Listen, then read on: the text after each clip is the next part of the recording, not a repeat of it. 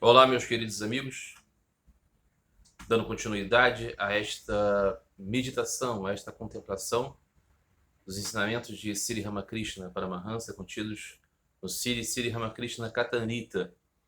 Estamos hoje nesse episódio número 7, em que estamos ainda acompanhando Thakur, que viaja em um barco a vapor a convite de Keshab Sen, um grande propositor de ideias progressistas da Índia daqueles dias, membro do Brahmo Samaj, um movimento patriótico, nacionalista, contra-colonialista, que também tinha a sua preocupação com a questão da elevação espiritual dos indianos naquele momento. Não é? Itacura, então, está neste barco a vapor deste homem, cercado de muitas pessoas que estão ali para vê-lo, estão ali para ouvir a sua palavra, ter a oportunidade de contemplar aquele grande santo. Não é? Essa conversa, começamos, né, a meditar sobre ela nos capítulos anteriores e ainda estamos aqui, não é? Nesta segunda sessão do primeiro volume do Katanita. Então aqui, quando terminávamos o capítulo passado, Sri Ramakrishna explicava que um homem pode, sim, viver no mundo e se tornar alguém totalmente consciente de Deus. E dava o exemplo de um rei do passado, um rei dos Puranas, o rei Janaka, e dizia, ele era rei e ao mesmo tempo era totalmente consciente de Deus. Mas dizia, isso não se dá assim, no estalo. É necessário que haja uma preparação.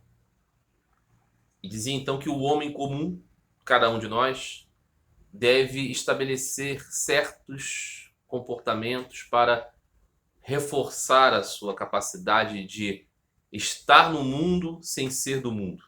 Não é? Esse tipo de linguagem que é tão conhecida dos cristãos. E ele dava exemplos sobre isso. Quando terminávamos o último capítulo, Sri Ramakrishna estava dando a seguinte analogia.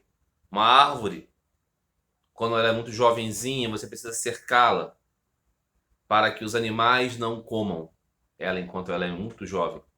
Mas quando ela se torna uma árvore muito grande, com um tronco muito largo e forte, de fato você não precisa se preocupar com isso, porque os animais não vão comer a árvore. Então, o que ele estava querendo dizer com isso? Que o homem deve reforçar as suas condições de lidar com as tendências do mundo de nos arrastar para o transitório. Fortalecer a mente, purificar a mente, fortalecer a presença de Deus no coração. De tempos em tempos, então, se retirar da família, ir para retiros. E esses retiros, diz Thakur, pode ser na floresta ou pode ser na sua mente. Ou seja, conseguir ter tempos em que só o pensamento em Deus fica ali. Para que então você, saindo disso, fortalecido, possa lidar com as coisas com uma percepção de Deus no mundo. Então você vai lidar com o seu cônjuge, vai lidar com seus filhos, vai lidar com o seu trabalho, vai lidar com as redes sociais, sempre com o pensamento em Deus, lá subjacente a tudo, o que não vai lhe impedir de realizar as coisas com a medida que você precisa realizar. Preciso jogar com os meus filhos, preciso namorar com o meu cônjuge, eu preciso debater no meu movimento político, eu preciso trabalhar, lidar com horários, com coisas puramente do mundo. Ainda assim eu estarei totalmente imerso em Deus. E dizia Thakur, né? Com uma mão nas obrigações e a outra mão nos pés do Senhor. Em algum momento o Senhor coloca as duas mãos lá no divino. Mas isso é o caminho, não é, da vida espiritual. Então era nesse diapasão que estávamos. E Sri Ramakrishna continua explicando isso em formas de analogias. E aqui é um outro, né, paralelo que se faz entre a maneira de Sri Ramakrishna tratar as coisas e a maneira de Jesus tratar as coisas. E de muitos outros mestres, que era esse uso de imagens que poderiam chegar a todas as pessoas, não é? Ao longo do tempo e dentro de um contexto serem facilmente reconhecidas pelo erudito, pela pessoa que não tinha grande instrução formal, por homens, mulheres, por, né? Todas as pessoas, todas as classes poderiam entender aqueles exemplos. Então ele dizia: tome a doença da febre tifoide. Há uma panela com água e picles de tamarindo no quarto onde um paciente está deitado. Se você quiser curar esse paciente, terá que removê-lo da sala. Um homem mundano é um paciente com febre tifoide. As coisas mundanas são os potes de água e o desejo de prazeres dos sentidos e a sua sede. A boca começa a salivar, só de pensar em picles de tamarindo. Eles não devem ser colocados perto do paciente. Essas coisas estão presentes na casa, a companhia do cônjuge e assim por diante. É por isso que viver na solidão é necessário para a cura. Ponto aqui. Ele está dizendo aqui na companhia da mulher, né? Porque ele está falando para homens, que são homens casados. Okay? Mas serve para a mulher, para o homem ou para a pessoa, né? E o seu parceiro. O parceiro, os filhos, as coisas. O que Sri Ramakrishna está dizendo aqui? A pessoa, quando, por exemplo, toma um tiro, né? Que está com muita sede, não pode beber água. Ou coisas assim. Em certos momentos, se estamos muito próximos daquilo que nos atrai para o mundo, nós não vamos ter capacidade mesmo de lidar com as coisas, né? Como, né, a pessoa que tem a questão do alcoolismo, né? Em uma determinada fase, preciso que ela evite até mesmo ver a bebida. Circunstâncias sociais em que todos estão bebendo. Por quê? Porque ela ainda é frágil na sua vontade e pode sucumbir. Passa-se um tempo, a pessoa que tem muitos anos, né, e constantemente atenta a essa doença do alcoolismo, ela consegue estabelecer uma maior resistência.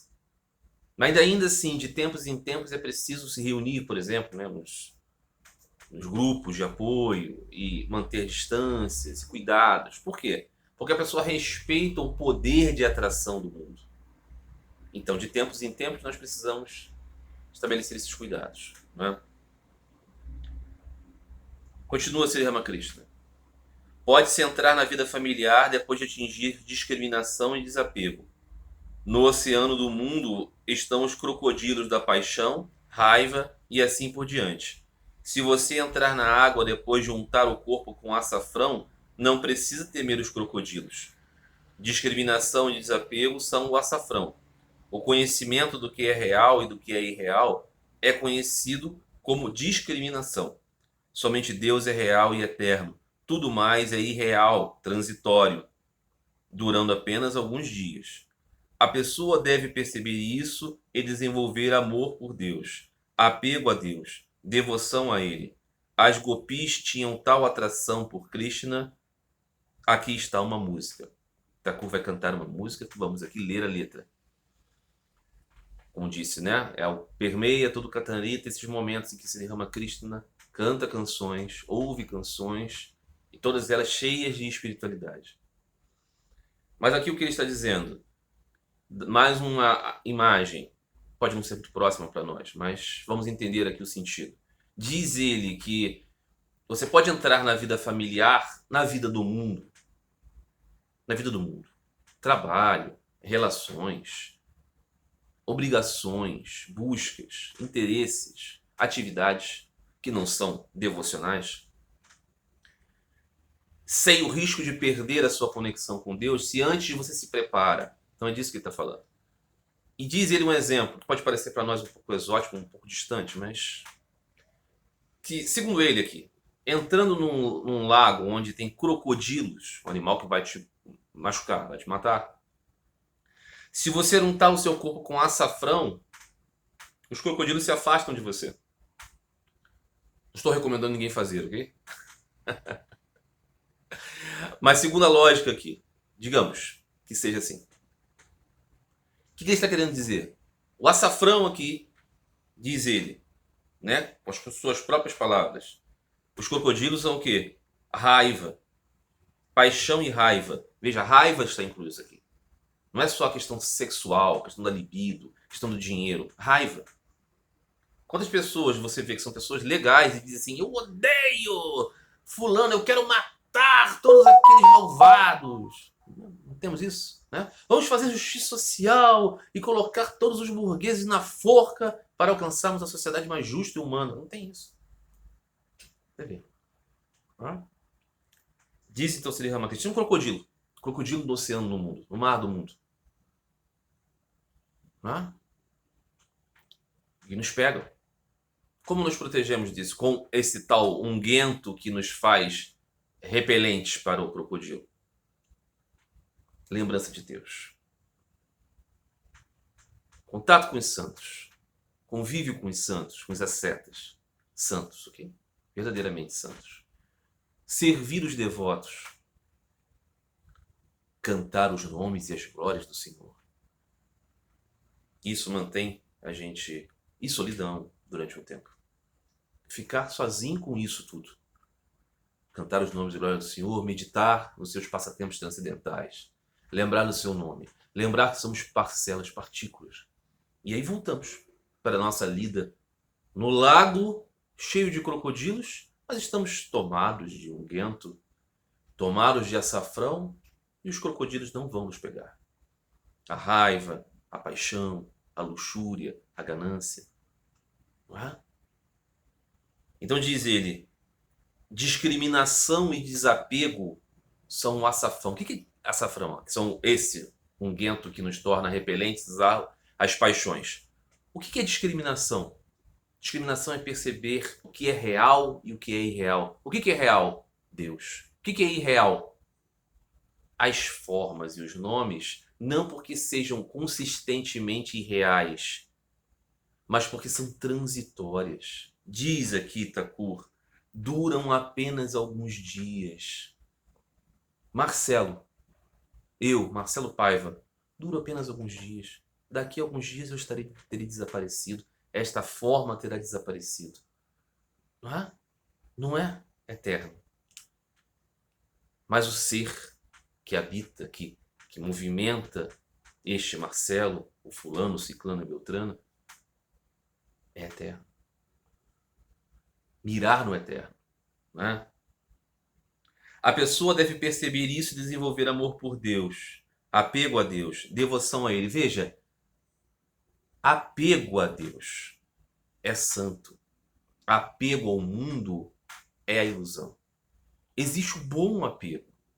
Apego a Deus. Como desenvolvemos isso? Por práticas que treinam a nossa mente para discriminar entre o real e o irreal. Desapego às posses, ao corpo. Não é? A pessoa, já disse, né, uma história assim. Uma vez eu encontrei com uma moça muito bonita e eu falava com ela sobre essas coisas, né? De aparências e tudo mais. Eu falava com ela, olha, tudo passa. Um dia você vai ser uma velhinha, assim, ninguém vai encarar você como a pessoa bonita. Tá tudo bem assim. E ela dizia, não, nunca vai acontecer. Nunca vai acontecer. Serei sempre uma mulher bonita. Isso é um apego. Claro que existem muitas formas de beleza. Sem dúvida nenhuma, a pessoa pode ser lindíssima em qualquer época da vida. Mas estamos falando aqui especificamente de um tipo de beleza, né? De um tipo de atração, de um tipo de impacto. Entender que todas essas coisas se transformam, se modificam. Isso é desapego, nascido de discriminação. Né? E isso nos mantém afastados dos crocodilos, das paixões do mundo. Ok? Sobre a raiva. Quero fazer justiça social, porque esse mundo é muito injusto, então vamos matar todos esses que vivem no sistema financeiro e estão... Não. Eu não posso querer uma solução para o mundo, que a solução do mundo seja matar pessoas. Porque isso vai causar o bem. Não. Eu preciso de muito açafrão de discriminação e desapego. Não posso promover o bem pelo mal. né? Diz o Senhor Jesus. Esse caminho, não é? Respondam o mal com o bem. Ah, mas isso significa você ser um bobinho, você ser um Poliana, você ser um Ned Flanders dos Simpsons, né? Não, não. Isso é uma caricatura. Você ser firme, você ser correto, você se proteger, você se defender. Dizia Sri Ramakrishna, dirá no Katanrita, né? Cumprimente o malvado de longe, não abraça o tigre. Mas lembra que Deus está em todos. E não se torne um malvado. Não se torne um perverso que você deseja combater. A troco de fazer justiça. Não é? Muito bem. E aí, diz Thakur, as gopis tinham atração por Krishna, tal atração por Krishna, esse apego a Deus. E aqui vai uma canção. Quem são as gopis? As gopis são as vaqueirinhas de Vrindavan. Aquelas mulheres que cuidavam ali da vida rural daquela cidade de Vrindavan, onde Krishna passou a sua infância e adolescência. E elas percebiam Krishna como divino, que é o grande mérito de pessoas grandes nesse mundo. Perceber Deus. E alguns percebem Deus em sua encarnação, esse grande mistério. Se atraem por Deus de muitas maneiras, como amigo, como filho, como amante, como protetor, como todo-poderoso. Né? Essa atração, esses modos de bhava que as pessoas desenvolvem. E as gopis são um modelo desse tipo profundo de relacionamento. Ah, se tivesse por Deus, disse Thakur, nesta mesma conversa, o ardor que o apaixonado tem pelo seu amado, pela sua amada, por Deus. Não é? Então elas tinham isso. E aqui vem uma canção sobre isso. O caminho, né? Amor por Deus, apego ou atração, como a das gopis. É o subtítulo que vem essa letra. Thakur cantava em Bengali para os devotos que estavam com ele. Ouvir a flauta toca naquela floresta. Lá devo ir, onde Krishna me espera no caminho. Diga-me, queridos amigos, vocês não virão? Para vocês, meus amigos, Krishna é apenas um mero nome, um nome vazio, mas para mim, ele é uma dor no meu coração. Você ouve sua flauta apenas com seus ouvidos, mas eu a ouço tocando o meu coração. A flauta de Krishna que acena, vem ao Radha. Sem você não há beleza no bosque. Essa canção está falando com todos nós. Deus, uma abstração, um nome, uma coisa. Para o devoto, Deus é o seu amado profundo que chama. Na floresta do mundo, o seu amado chama. E Radha, esse símbolo da relação amado e amante. Não é? Deus diz, venha, ó Radha, pois sem você não há beleza no bosque do mundo. Quem é Radha? O devoto. Qual é o bosque? O mundo. Esse devoto, esse amante de Deus, que se relaciona a Deus pessoa a pessoa, ok? Não é o Deus abstrato dos átomos, não. É a relação com Deus pessoa. Porque você é uma pessoa. Então o relacionamento mais profundo que você pode ter com Deus é esse relacionamento de amante. Há outros relacionamentos, sem dúvida nenhuma. A ideia imanente, mas Deus está em tudo, nas nuvens, no sabor das coisas. É lindo, mas você não se relaciona com isso. Se relaciona profundamente porque você é uma pessoa, porque você não é uma fumaça, ok? Você não é um odor, você tem odor, mas você não é isso. Você não é o seu corpo, você não é a sua mente, você é um eu, um Atman. E por isso que você se relaciona com Deus mais profundamente com Deus pessoal. E é disso que está falando aqui. Quando você, como uma pessoa que caminha no mundo, que paga boletos, que tem cartão de crédito, que tem um trabalho, que tem um perfil em uma rede social, você age no mundo como pessoa. Então não venha com esse papo de que eu sou aquilo. Não, não, não, não. Você é fulano. Com fulano, a coisa mais elevada que você faz é se colocar como este devoto. Se não é papinho furado. Há uma possibilidade de papinho furado. Papinho furado é essa engabelação, auto-engabelação, dizer assim, não, não, não, eu não sou este corpo, não sou essa mente, eu sou Shiva, Shivohan, Shivohan. Não, não é, querido. Se fosse, você já não estaria falando nada, você estaria simplesmente absorto no que você é. Mas não é assim. Você se diferenciou e se distanciou muito de todos os outros para poder dizer eu sou Shiva. Isso é apenas uma palavra.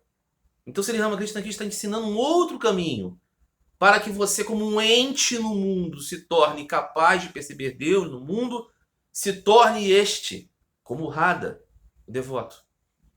E aqui, não é? Cantando esta canção com lágrimas nos olhos, veja o impacto disso. Ele não estava cantando simplesmente, frivolamente cantando uma canção aqui. Eu quero ter... Não, ele estava vivendo uma expressão profunda da verdade. E lágrimas caíam dos seus olhos. Porque era muito vivo para ele. Krishna falando com Radha não era simplesmente uma lembrança de uma veleidade cultural. Era a transposição da verdade. E dizia, Thakur, esse aqui é Mahendranath narrando, ok? Cantando essa canção com lágrimas nos olhos, Thakur diz a Keshav e aos outros devotos, que eram esses racionalistas, muito progressistas, muito... né? Você pode ou não aceitar Radha e Krishna, mas faça seus sentimentos de atração e apego. Quem tem tanto desejo por Deus, faça um esforço. Somente quando você anseia por Deus, você o realizará. Qual é o ponto? Krishna é uma alegoria. Krishna é uma coisa do povo. Krishna é uma coisa do povaréu que precisa de uma imagem. Radha nunca existiu. Radha nem sabemos se há. Radha é a ideia do devoto. Então... Thakur está dizendo, tá bom, tenha esse pensamento. Mas foca no amor que está sendo descrito nesta lenda. Foca no amor que está ali. Na intensidade desse anelo. E toma esse anelo para você. Por Deus. Não é? E aí diz, faz um esforço para pensar nisso. Em que você coloca tanto amor e energia nesta vida? Somente quando você anseia por Deus, você o realizará, você o conhecerá. É apenas. Você não vê isso? Se Deus existisse, ele apareceria para mim e eu acreditaria nele. Mas você quer isso? Não. Você quer $1 bilhão na sua conta bancária. Também não está aparecendo, mas talvez alguns cheguem próximo disso. Talvez alguns não cheguem a $1 bilhão, mas fiquem bastante ricos. É o caso que as coisas que realmente ansiamos nessa vida, nós corremos atrás delas. Às vezes não conseguimos realizar porque existe toda essa mecânica, não é? Da conformação das hierarquias no mundo. Onde nós temos talentos, temos posições, temos lugares. Mas cedo ou tarde chegamos pelo menos próximo de algo do que queremos se trabalhamos muito para isso. Queremos Deus. Aí assim, quero sim. Com certeza quero. Faço minhas orações. Vou à igreja, cumpro os mandamentos. Mas falta-lhe uma coisa, diz o Senhor Jesus para um homem rico. Abandona tudo e me segue. Este amor é o que vai fazer conhecer Deus. Este, diz Thakur aqui, reunião de 3 apegos, do avarento pelo dinheiro, por uma esposa casta pelo seu amado, a mãe pelo seu filho. Esses 3 apegos reunidos por Deus. nos fazem ter a visão de Deus. E aquele que vê Deus é um ser transformado. Tá? Vocês estão percebendo o poder desta comunicação aqui? Desta transmissão? Não é algo mais ou menos. É tudo ou nada. Tá? E isso explica por que o mundo existe. Por que estamos no mundo? Porque Deus é tão malvado que me largou neste mundo de dores. Eu gosto do mundo. Eu não gosto do ralar o joelho. Mas eu gosto de tantas outras coisas, né? No sorvete de chocolate eu gosto. Eu não gosto de ver o meu time perder. Mas eu gosto quando ele ganha, eu fico feliz. O mundo é maravilhoso. Por isso estamos aqui. Muito bem. Seguindo. Capítulo 7 desta segunda sessão. Começa novamente com uma citação do Bhagavad Gita. Tendo restringido a multidão de sentidos, equilibrando em tudo, regozijando-se com o bem-estar de todos os seres, ele realmente vê a mim. Bhagavad Gita, capítulo 12, versículo 4.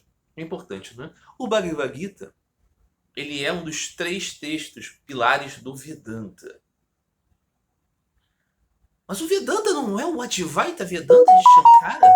Não. O Advaita Vedanta de Shankara é uma escola do Vedanta. Vedanta é a contemplação, comentário sobre 3 livros que falam de Brahman, o ser. Que adoram o ser e que tratam da relação de cada um ser com o ser de todos os seres.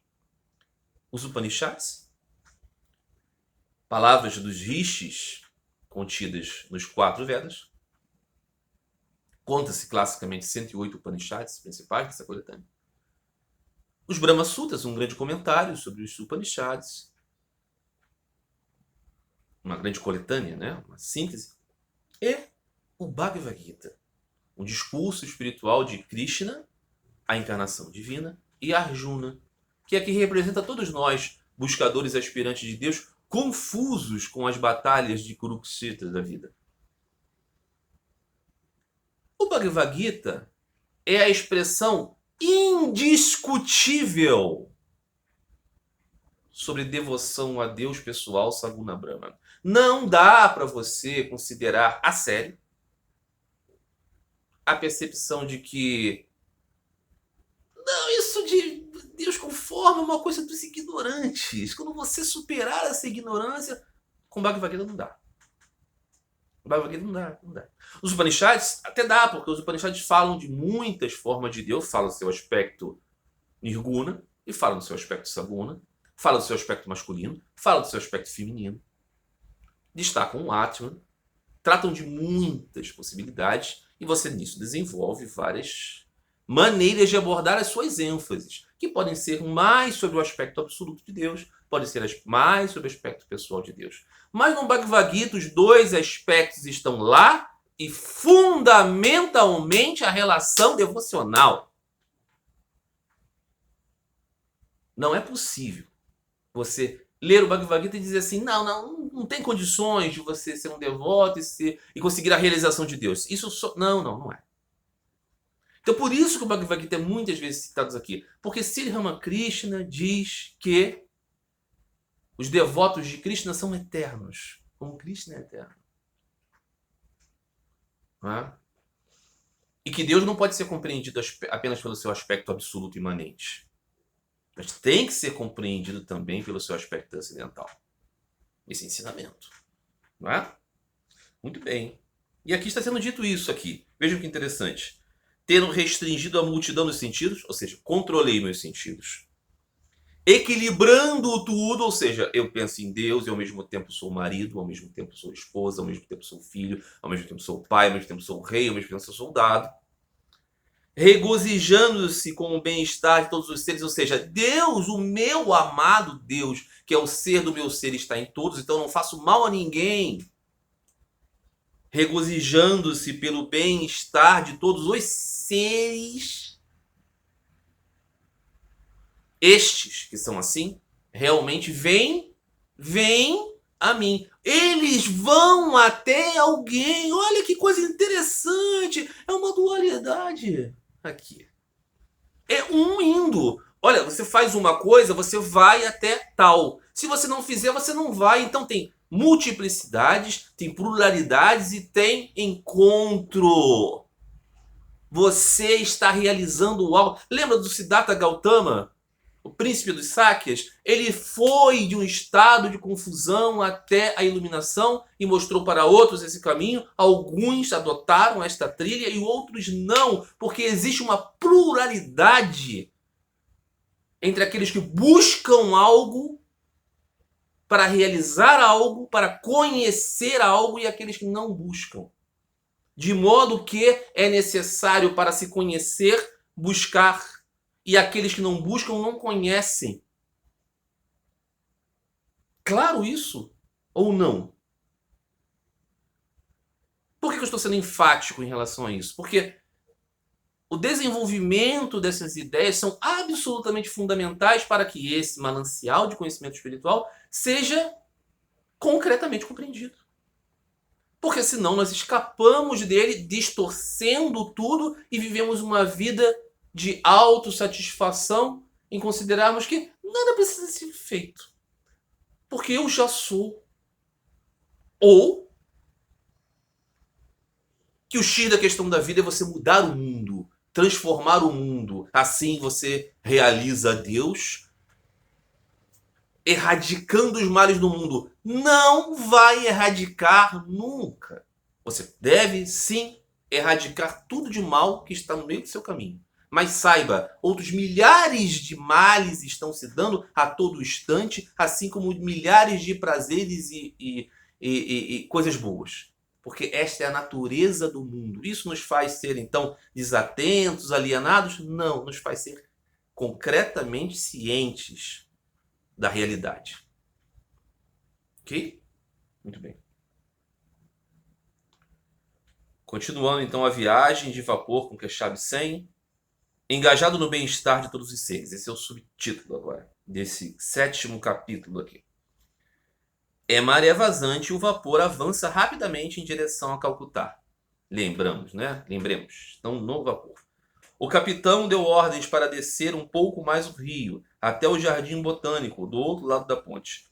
A distância que o navio percorreu não é conhecida por muitos. Eles ouviram as palavras de Sri Ramakrishna com tanta atenção, eles não têm ideia do tempo. É isso, né? Eles estão ouvindo o que Sri Ramakrishna está dizendo, eles estão tão concentrados ali, bem-aventuradas essas pessoas, que possamos nós ter um pouquinho dessa bem-aventurança também, estarmos concentrados nesses ensinamentos, e não perceberam o passeio, né?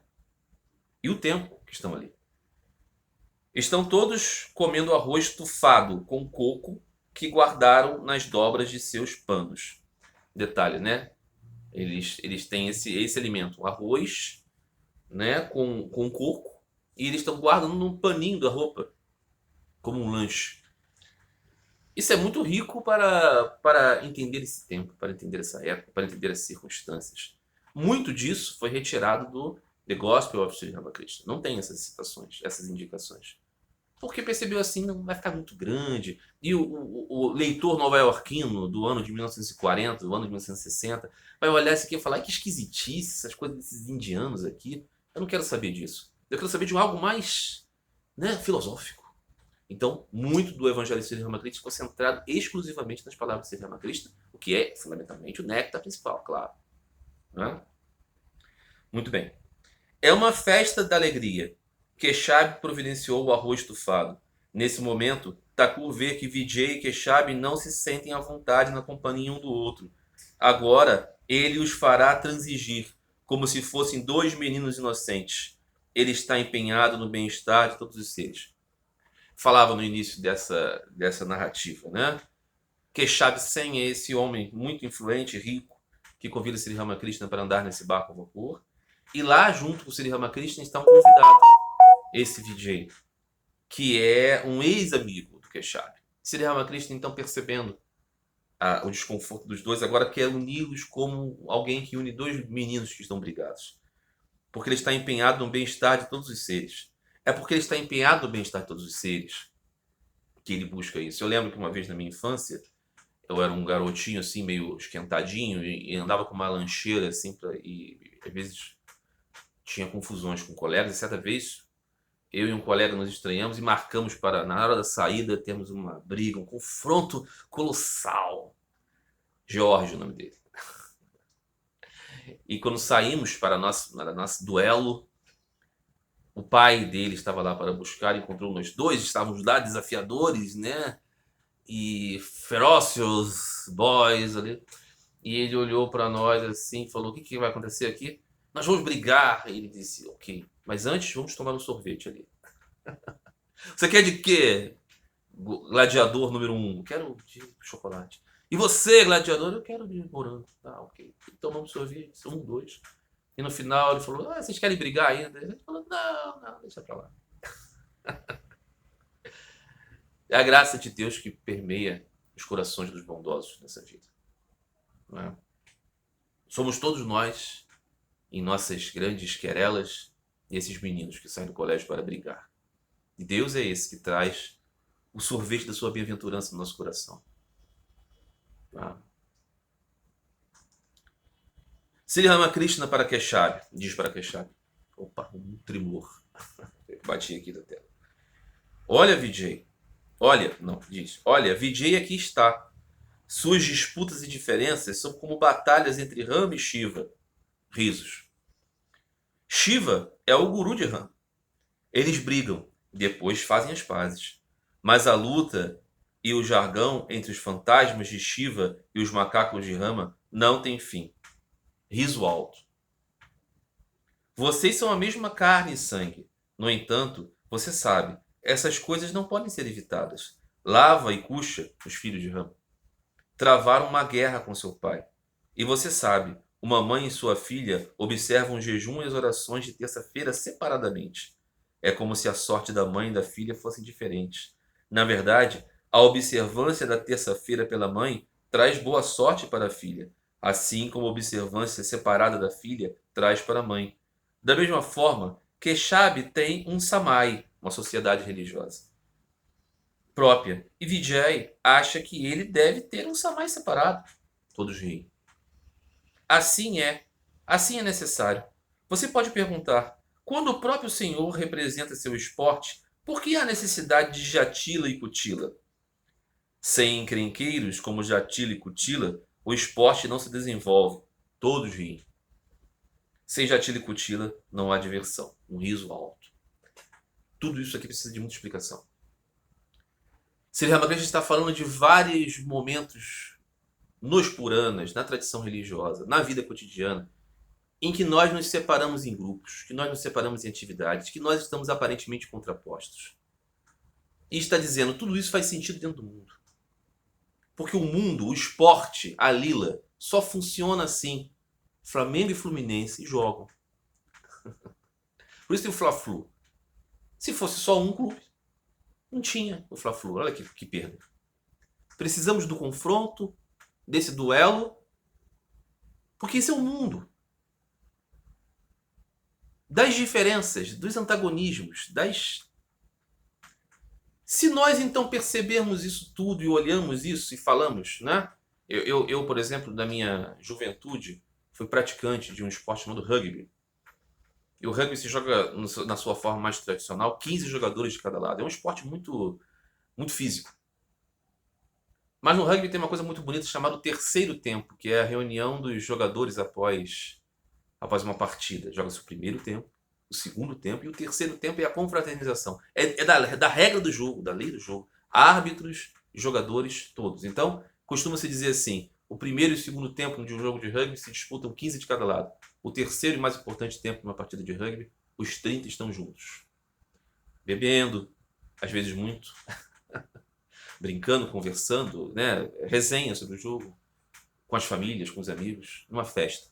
Porque se reconhecem membros de uma mesma brincadeira. Não tem jogo se não tem o adversário. E é isso que Sri Ramakrishna está dizendo. Vocês são carne e sangue, são a mesma coisa. Mas por alguma razão se desconectaram, porque essa é a natureza do mundo. Então um quer criar uma sociedade religiosa, outro quer criar outra, um samai. E fala aqui das diferenças, né? Então, a mãe e a filha têm práticas de jejum diferentes, porque a mãe está querendo um casamento para a filha. A filha está querendo, por exemplo, um noivo, ou está querendo saúde, ou está querendo passar numa prova, coisas assim. Elas fazem separado, as suas práticas são em separado. Mas elas são, na verdade, uma mesma natureza, um mesmo objetivo, uma mesma coisa. Mas elas têm lugares diferentes, não é? Muito bem. Está falando aqui, por exemplo, de Jatila e Cutila. São os personagens antagônicos. Por exemplo, vamos colocar na tradição cristã. Precisamos do faraó para todo o drama do povo eleito se dar. Precisamos de Judas. Diz o Senhor Jesus. O mal precisa acontecer, ai de quem o faça. Claro, o personagem em si que o faz se lasca todo dentro da grande drama cósmico e kármico. Mas o seu papel, o papel do traidor, o papel do antagonista, o papel do vilão. Num filme, por exemplo, você precisa do vilão. Para ter o brilho do mocinho, para ter luz, precisamos da ideia das trevas. Esse é o jogo do mundo. Não é que seja a nossa natureza espiritual. Nossa natureza espiritual é no coração de Deus. Como chispas de Deus, voltamos para casa. Mas enquanto estamos aqui brincando no pátio do mundo, precisamos da brincadeira. A brincadeira é o pega-pega, né? É o polícia e ladrão, é o esconde-esconde. Né? O pique. Pega um, corre, o outro tenta pegar. É assim. Né? O jogador chuta, né, de futebol, e o goleiro tenta defender. O goleiro não tem, se não tem cara para chutar a bola para ele, não tem o que pegar. Não é verdade? Então ele está falando sobre isso aqui, rindo e brincando, e já nisso unindo os dois. Então ele continua. Ramanuja era um crente da doutrina do Vishishtadvaita, o não dualismo qualificado. Seu guru acreditava no Advaitavada, o não dualismo. No final, eles tiveram diferenças. O guru e o discípulo começaram a criticar os pontos de vista um do outro. Isso acontece com bastante frequência, mesmo que as pessoas sejam de nossa própria carne e sangue. E nisso, Sri Ramanuja criou um novo caminho, uma nova interpretação, muito útil, muito importante, uma espécie de aprimoramento daquele caminho do Vedanta. Foi progredindo ao longo dos tempos. E diz aqui Sri Ramakrishna, isso acontece com bastante frequência, mesmo que as pessoas sejam da nossa própria carne e sangue. O que está querendo dizer isso aqui para Keshav Sen e para Vijay? Ainda que vocês sejam irmãos, amigos, se gostem, tenham ideias e ideais de melhorar o mundo, a Índia, a sociedade, vocês têm pontos de vista diferentes e nisso se separam de alguma maneira. Não é? Capítulo 8. Mais uma vez uma citação do Bhagavad Gita. Você é o Pai do Universo, imóvel, imóvel. Você é adorado por este mundo. Você é o Guru reverenciado. Nos 3 mundos não há ninguém que possa superar você. Você é o ser de poder incomparável. Quem está dizendo isso é Arjuna a Krishna, evidentemente, no Bhagavad Gita, capítulo 11, versículo 43. Veja, você é móvel e imóvel. Características de Deus. Ok? Então, continuando aqui, o conselho de Sri Ramakrishna, a conversa amorosa que ele está tendo com esses 2 garotos aqui, esses 2 homens, com esses 2 antagonistas.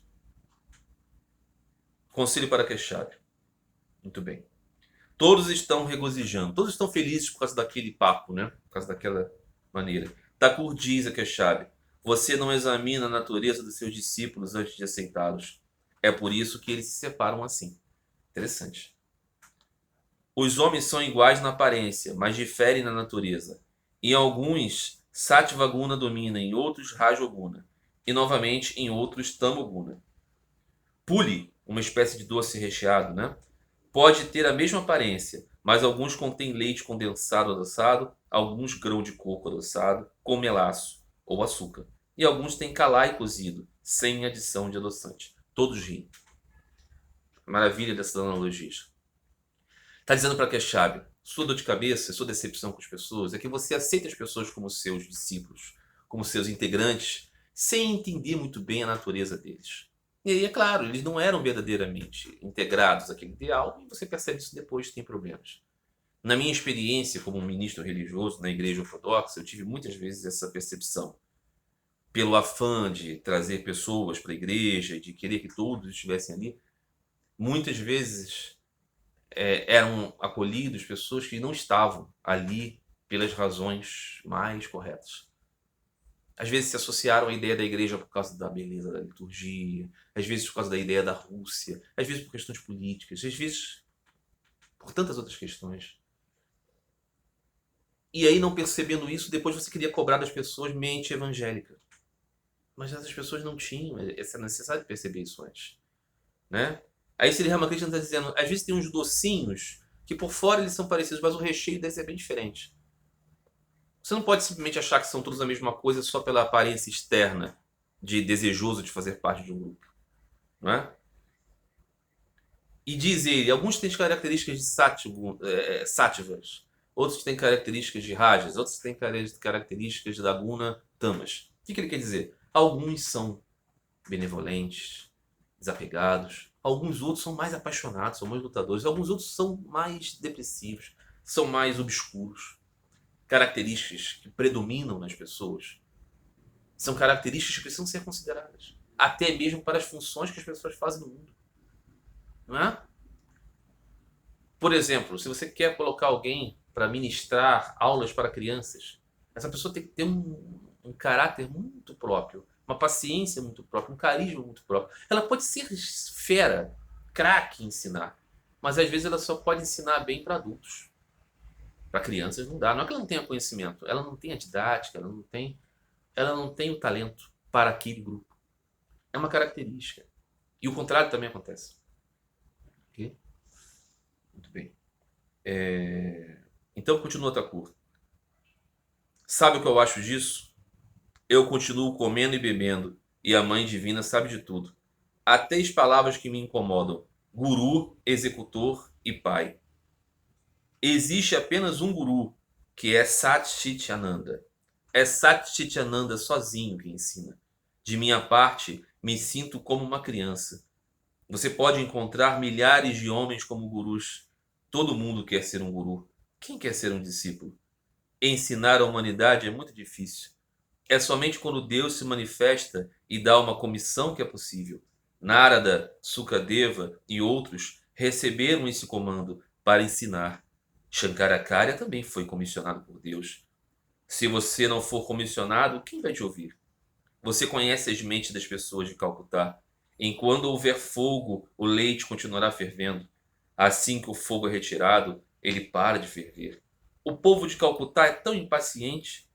Por falta de água, eles começam a cavar um poço. Mas desistem ao encontrar algumas pedras. Então eles começam a cavar em outro lugar. Se encontrarem areia ali, desanimam e procuram mais uma vez em outro lugar para cavar. Isso é o que eles dizem. Novamente, não basta imaginar que você recebeu o mandamento de Deus. Tal ideia é bastante equivocada. Deus realmente aparece diante de você e fala com você. Só então você recebe o comando. Que peso tais palavras carregam então? Elas podem mover uma montanha. Mera palestra? As pessoas vão ouvir por alguns dias e depois esquecer. Eles não vão agir de acordo com as instruções. Tudo isso aqui é muito grande.